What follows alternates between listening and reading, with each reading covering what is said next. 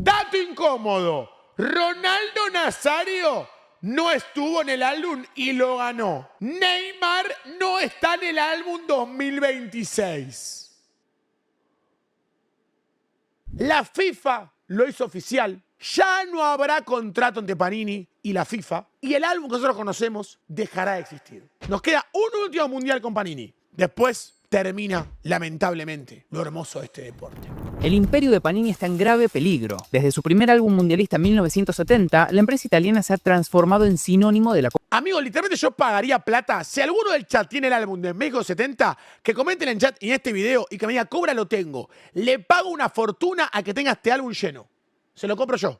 Copa del Mundo. Mientras que aquella edición inaugural llegaba a pocos territorios y había que añadir pegamento a mano a las estampitas, hoy se ofrecen en 150 países e imprimen más de 10 millones de sobres al día. Pero déjennos decirles que todo eso va a terminarse en 2030. Sí, así como lo escucharon. La razón es simple, allí termina el acuerdo con FIFA para ser el proveedor oficial del álbum. ¿Cómo van a resolver el acuerdo más importante de la historia del fútbol, amigo? Pero esto supera a Messi con Adidas, a Cristiano con Nike.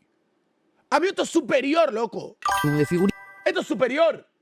y ya hay otra organización que le ha arrebatado el lugar desde entonces. Con dicho cambio, Panini sufrirá el mayor golpe de su historia. Mientras que en 2017 facturaron 536 millones, al año siguiente, gracias a Rusia 2018, superaron la barrera de los 1.000 millones, duplicando así la marca anterior. La Copa del Mundo es, sin lugar a dudas, su producto estrella. Para entender cómo construyeron este imperio y cuáles podrían ser los efectos a futuro en caso de perderlo, necesitamos viajar a Corso Duomo, en el centro de Módena, Italia. Allí, a principios de los años 50, los hermanos Giuseppe y Benito Panini llevaban un pequeño puesto de periódico. Ah, ¿Panini es italiano? Yo pensé que era peruano, amigo Panini. O kiosco, como les llaman en algunos lugares. Por ese entonces, producir figuritas no estaba en el plan de ninguno de ellos. La mirada estaba puesta exclusivamente en la difusión de noticias en papel. Tal era así que en 1954 fundaron la compañía Fratelli Panini Distribuzione Giornali para desarrollar una red logística que les permite expandirse por toda la región de Emilia-Romagna. El mercado de cromos o estampitas en su país le pertenecía a otras empresas como Elà, Vav, Lampo y Nanina. Todas ellas ofrecían las estampitas de forma individual. No existía la noción de sobre, y esto es clave para lo que veremos en unos momentos. ¡Ah! Mira vos, boludo. Antes no existía el sobre. Del otro lado del océano Atlántico, en Estados Unidos era Topps quien dominaba con la propuesta de las tarjetas coleccionables de béisbol. A diferencia de las figuritas... Malardo, chicos, ¿me bancan?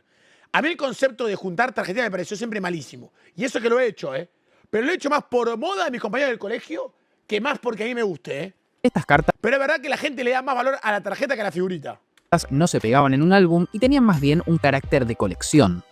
Los hermanos Panini, como cualquier distribuidor, además de revistas y diarios, también comercializaban estos otros productos y por lo tanto tenían un feeling bastante claro del interés que generaban. Dado que rápidamente se dieron cuenta que las figuritas eran de lo más demandado, decidieron dar su primer paso como productores de las mismas. Aunque aquellos primeros pasos no tuvo nada que ver con el fútbol. De hecho, tampoco tuvo nada que ver con el deporte en general. Giuseppe tenía la idea de fabricar, escuchen bien, tarjetas de flores. Como era de esperarse, ¿What?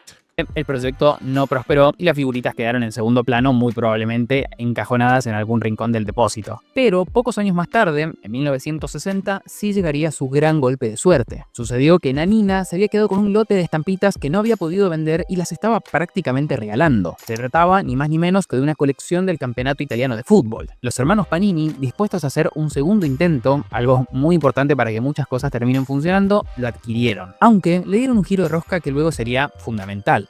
En vez de ofrecerlas individualmente, lo que hicieron fue juntar de a pares, es decir, de a dos, ensobrarlas y que la gente no sepa cuáles les tocarían. De esa manera, Claro. incorporar una variable que es clave hasta el día de hoy, el azar. Esa adrenalina de descubrir qué jugadores Es que eso es lo más divertido que hay, amigo. Eso es lo más divertido que hay, boludo. El de abrir el sobre y ver qué te puede aparecer es algo gratificante, increíble. Que es increíble. ¿Vos sabés que la chance de que toque de Messi o Cristiano es del 0,03%? Pero aún así abrís el sobre sabiendo, soñando que te va a tocar él. Pero si sos realista, sabés que te va a tocar 3 jugadores del Congo. Pero aún así, soñá con abrir ese sobre y que salga Messi. estarán dentro del sobre es parte fundamental del proceso de completar el álbum. Imagínense lo que sería si hoy pudiéramos seguir comprándolas de manera individual. No tendría gracia en absoluto. Esa pequeña modificación obviamente fue un antes y un después para la compañía. No solo agotaron ese lote, sino que terminaron vendiendo 3 millones de sobres en el primer año. Con el diario del lunes, todos podemos preguntarnos por qué a nadie se le ocurrió antes. Y desde ese momento sí que la dinámica se replicó en un montón de lugares, como puede ser el caso de eSports con la modalidad Ultimate Team o incluso con productos como la Bubu que analizamos en este video de nuestro otro canal. La Bubu. A partir de ahí, el camino estaba más que claro para los italianos: abandonar los periódicos y apostar todo a las figuritas. Y vaya si fue la decisión correcta. Para fabricar y vender su propia colección, y ya no la de Nanina, en 1961 Giuseppe fundó Panini. Ese mismo año lanzaron su primer álbum, el Calciatori 1961-1962. Este incluía a los futbolistas de la Serie A y tenía como portada al exjugador del Milan, Nils Lidholm, ganador de una medalla de oro en Londres 1948 y subcampeón del mundo. ¿Quién tendrá, chat, esta colección, boludo? Yo fui a la tienda más grande de camisetas retro de Inglaterra, donde había casacas real, se lo digo, chicos, sin venderle sumo, de $1.000, $2.000, $5.000. Pero acá poco me van a bancar probablemente. Voy a decir algo un popular. Pero salvo que la casaca sea usada por el jugador, usada, si es por el jugador, sí. Pero si es una original, pero que nunca usó el jugador, yo prefiero un álbum de estos. Sé que me van a decir vende humo, pero yo prefiero un álbum de estos, boludo. Lo digo en serio. Yo creo que si el jugador la utilizó la camiseta, si no, no la quiero yo, amigo. O sea, no me cambia tanto. O sea, obviamente, chicos, una casaca de Maradona 86 que no usó, pero es original, obvio. Pero tener, boludo, la de, no sé, la casaca de Pavel Nedved, que no la usó y es original, prefiero un álbum del 2000, amigo, no te diga. En 1958. Tan icónico se volvió este álbum que si ingresan a la página de reventa encontrarán que el precio actual ronda entre los $4.000 y $6.000. Mira, chat, ahora no puedo. Pero si algún día soy millonario lo compraría, Y lo digo de verdad, amigo. Lo cierto es que su éxito no es tan simple como simplemente imprimir estampitas con las fotos de los jugadores y salir a venderlas. O bueno, un poco es así, pero necesitan algo que, de no conseguirlo, todo se cae a pedazos: los derechos de imagen. Sin ellos tienen absolutamente prohibido utilizar los logos oficiales y la cara de los jugadores. Por lo que, antes de lanzarse a producir aquella primera edición del torneo italiano, tuvieron que acordar justamente con el torneo. Y menciono esto específicamente porque, obviamente, está directamente relacionado con los problemas que están teniendo hoy en día. Luego de dar aquel paso en los años 60, la realidad es que aquellos años siguientes fueron un éxito. De los 3 millones de sobres vendidos bajo la colección de Nanina, la empresa pasó a comercializar 15 millones a través de su propia fabricación y en el segundo año estuvo cerca de duplicar esa cifra, alcanzando los 29 millones. Bueno. ¿Lo digo o no lo digo? Porque la verdad que creció prácticamente el doble. Una verdadera locura. Eso sí, el increíble crecimiento de Panini no se limitaba únicamente a haber descubierto esto del factor sorpresa en los sobres. Sus producciones tenían ventajas concretas sobre una competencia que con el tiempo fue desapareciendo. Fotografías de alta calidad de todos los equipos de la Serie A y divisiones inferiores. Mirá ese álbum, boludo, Aura.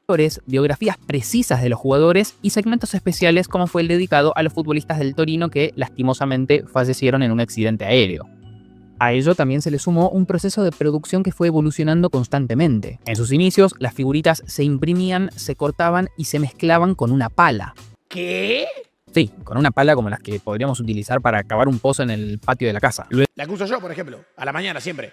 Luego pasaron a revolverlas con una mantequera de las que se utilizan para fabricar mantequilla o queso, hasta que finalmente en 1963 Umberto Panini, uno de los hermanos que se unió al proyecto junto a Franco, inventó la máquina Fifimatic. Esta mezcla las estampitas automáticamente para evitar los duplicados y luego las empaqueta en sobres, permitiéndole a la empresa alcanzar una producción de gran escala. Curiosamente, la Fifimatic sigue vigente hasta el día de hoy y es con ella que imprimen cerca de 11 millones de sobres a diario en su fábrica de Módena. Supuestamente, según Panini, las probabilidades de que te toque Messi, Cristiano o otra figurita es exactamente la misma.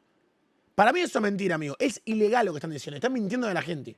No puede ser, boludo. No puede ser. No conozco, jamás tuve un compañero que diga, me tocó 10 veces Messi. Tengo 10 cristianos. No hay, boludo. Nadie tiene eso. Es fake, loco, es fake. Engañan al público. Aunque lo cierto es que en los 60, más allá de la capacidad de producción y la evolución que tenían en cuanto a la forma de hacer el proceso, seguían teniendo un inconveniente muy claro para su expansión: la limitación al territorio y al torneo italiano. Por más que pudieran fabricar cientos de millones de estampitas, muy pocas personas fuera de Italia estarían interesadas en gastar un dineral para completar el álbum de la Serie A. Correcto. Necesitaban un torneo que fuera global. Y qué mejor que la mismísima Copa del Mundo. Fue así que, de cara a México 1970, la compañía italiana le pagó a la FIFA $1000 para hacerse con $1000. las licencias del certamen. Sí, $1000, no $1.000 millones. $1000. Poquito. El acuerdo le permitía a Panini usar toda la simbología oficial del torneo: mascota, estadios, nombre y logotipo de la FIFA. Chicos, aura de la gente de Perú se emociona en el chat, ¿eh? Teófilo Cubillas en el álbum del Mundial, ¿eh? 10 goles en mundiales. Aunque también es cierto que para poner los escudos y jugadores de las selecciones, la compañía tenía que ir a acordar específicamente con cada uno de los equipos. Finalmente, Panini hizo la tarea correspondiente y el primer álbum oficial de FIFA. Chat, se lo juro de verdad, si alguno no tiene en serio este álbum y no me engaña, yo se lo compro, real, en serio.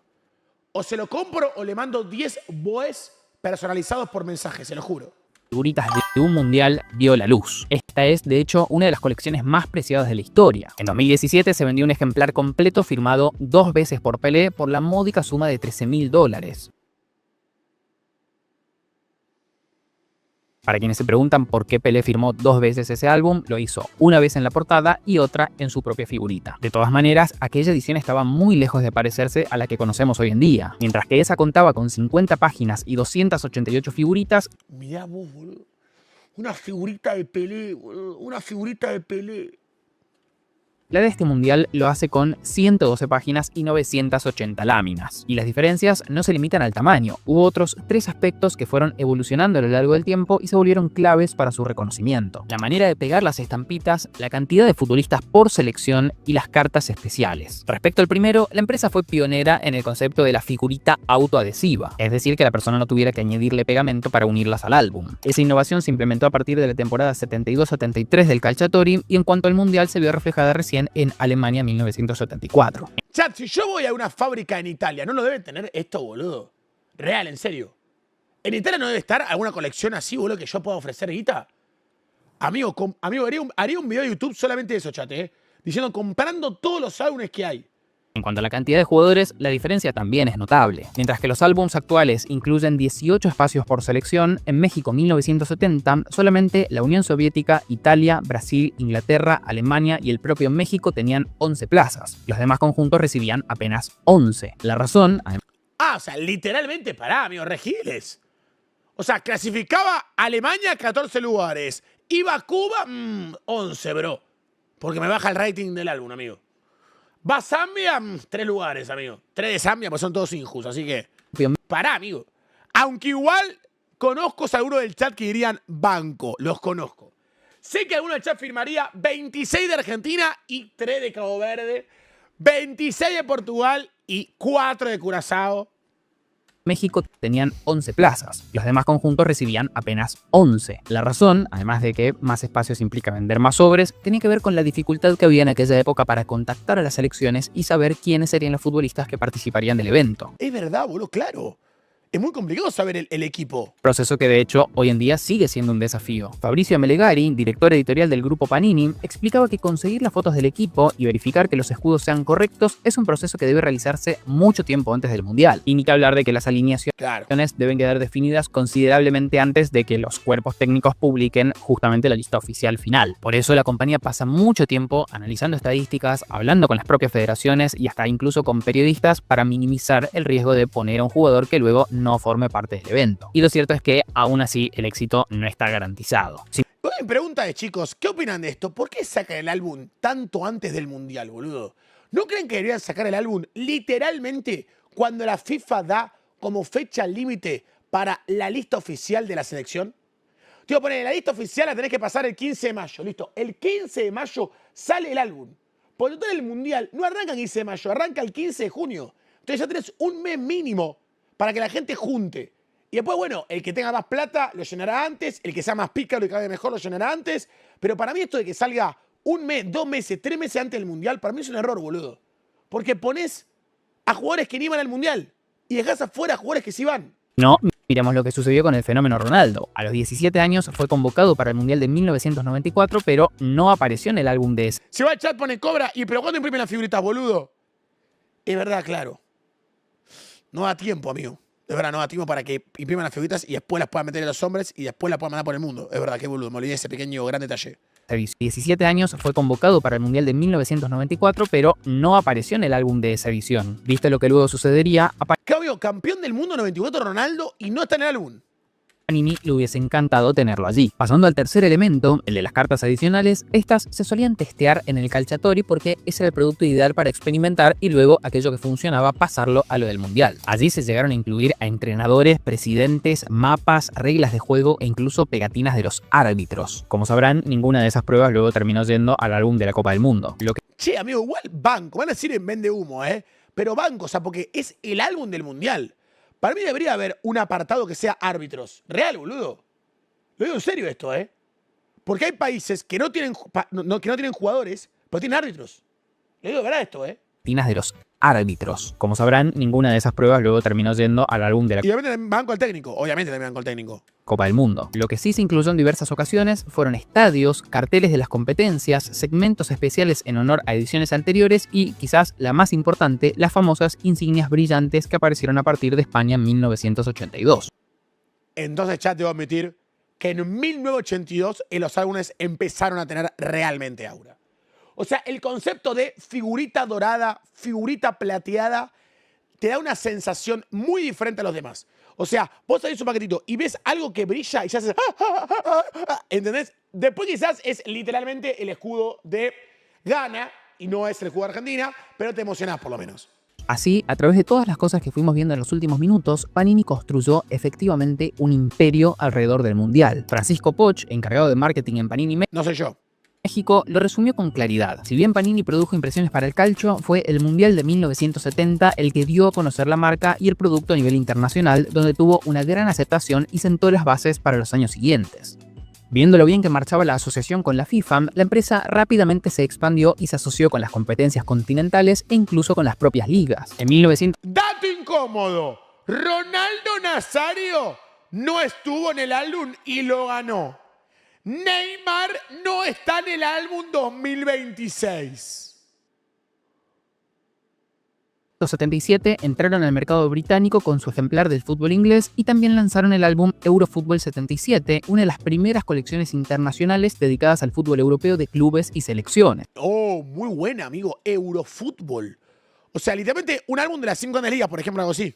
En 1980 llegó la edición inaugural de la Eurocopa de la UEFA. En los años 90 ingresaron al fútbol brasileño, luego incorporaron la Brasileirao.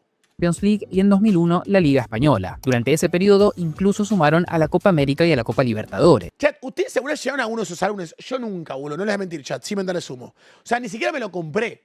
Primero porque no me lo podía comprar mi familia, pero más allá de eso, ni siquiera lo tuve en mi carpeta de consideraciones, che, Yo solo he completado o intentado llenar álbumes que son Copa América, Euro, Clausura, Apertura y Mundial. Listo. Nunca ni Libertadores, ni Champions, ni nada.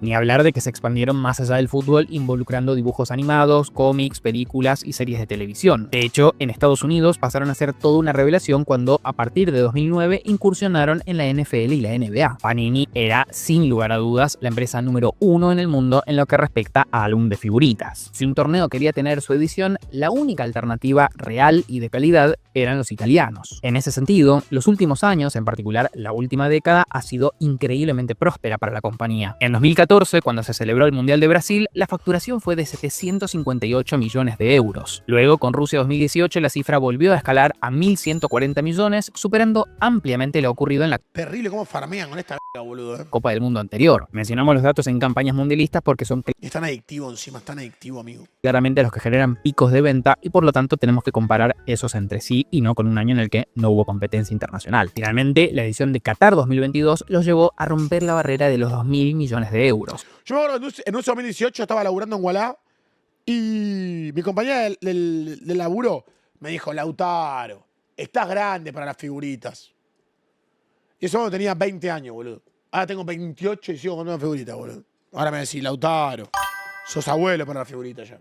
Y si nos guiamos por la tendencia, esta edición de 2026, con la colección más grande de la historia, está preparada para romper absolutamente todos los récords. Pero entonces, si todo marcha tan bien y dijimos que son los números uno y que nadie puede competir con ellos, ¿por qué dijimos que su imperio puede caerse a pedazos? Esencialmente porque está en riesgo un factor que mencionamos varias veces a lo largo del video: los derechos de imagen. Para poder producir el álbum con información oficial y no tener que poner nombres genéricos como le sucedió al videojuego PES con Manchester United poniéndole Man Red, por ejemplo, ese acuerdo con la FIFA es de vital importancia. Y si bien en 2023 renovaron el acuerdo hasta 2030, en lo que se cree fue la mayor inversión que hizo Panini alguna vez en su historia, hoy hay alguien que le ha arrebatado su lugar. Se trata de la ya mencionada Topps. Como dijimos, Topps se introdujo al mercado del coleccionismo deportivo en Estados Unidos a través de las cartas coleccionables de béisbol. Durante muchísimo tiempo su foco estuvo puesto exclusivamente allí y no le interesó en absoluto los álbums de figuritas, por lo que no representaban una amenaza para Panini, hasta que llegó 1994. Aquel año la empresa italiana perdió su primera batalla, la Premier League. Las estampitas de este torneo dejarían de ser producidas por Panini para pasar a manos de Topps. Luego, en 2008 se sumó la Bundesliga, en 2012 la MLS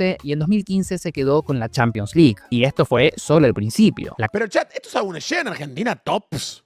Cosa se puso realmente preocupante cuando apareció un tercer jugador inesperado: Fanatics, una empresa que Fanatics. hasta ese momento no tenía nada que ver ni con las figuritas ni con las tarjetas coleccionables. Su negocio se centraba en la fabricación y venta de artículos deportivos como camisetas, gorras y otros accesorios. Pero en 2021 negoció en secreto los derechos exclusivos para las tarjetas coleccionables de la MLB, quitándole el negocio a Topps. A la par de eso, llevó a cabo la misma maniobra tanto con la NBA como con la NFL, afectando ahora a Panini, que era justamente quien tenía los acuerdos con dichas ligas. Lo curioso es que al momento de hacer esa maniobra, Fanatics no tenía ninguna planta de producción ni se sabía cómo iban a cubrir la demanda de esos nuevos acuerdos que había firmado. Hasta que en 2022 llegó la última parte de su plan: la compra de la propia Topps por aproximadamente $500 millones.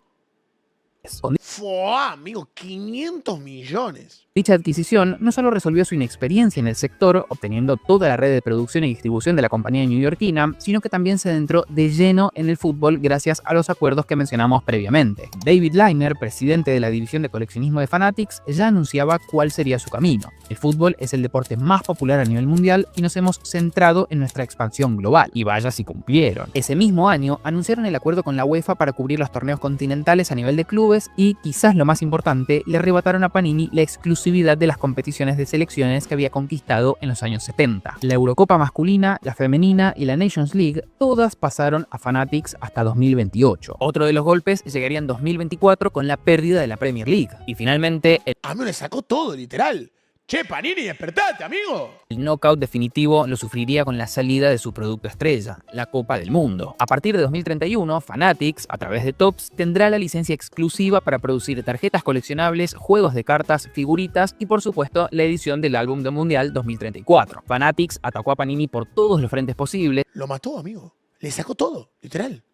Y obviamente esta no iba a quedarse de brazos cruzados. En agosto de 2023 inició un juicio frente a la compañía estadounidense por presuntas prácticas monopólicas. Según el documento, Fanatics negoció los acuerdos de la NBA y la NFL en secreto, sin darle a Panini la oportunidad de competir, enterándose la empresa italiana por los medios de comunicación. Además, la acusa de firmar contratos exclusivos de autógrafos con estrellas de ambas ligas, bloqueando el acceso a ellos mientras que Panini aún conservaba las licencias de los mismos. Su defensa fue incluso más allá de los tribunales, dado que Panini aún conservaba los derechos de equipos y jugadores en Inglaterra, Francia, Alemania, España e Italia. No solo sacó un álbum alternativo al de Fanatics para la Eurocopa 2024, sino que impidió que esta compañía pudiera incluir a las grandes estrellas en su edición oficial de la UEFA. Esa es la razón por la que faltaron futbolistas como Phil Foden, Bukayo Saka, Kylian Mbappé o Toni Kroos. Nah, bueno, es un desastre, amigo. ¿Cómo hacer por un mundial comprar un álbum y que no salga Mbappé, boludo? O sea, parece una pavada, pero, o sea, a ver, las máximas figuras son el alma de los álbumes, boludo, porque justamente es el más complicado de conseguir, el que más tiempo tardás, el que más figuritas cambiás para tenerlo.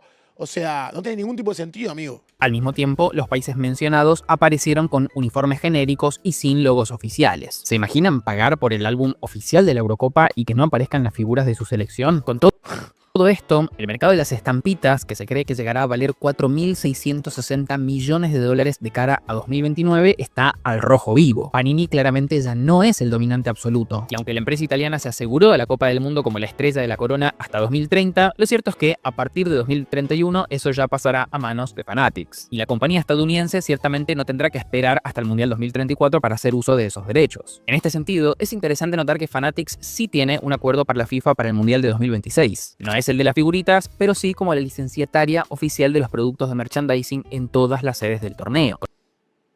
Chat. 2030 y nos vamos, amigo.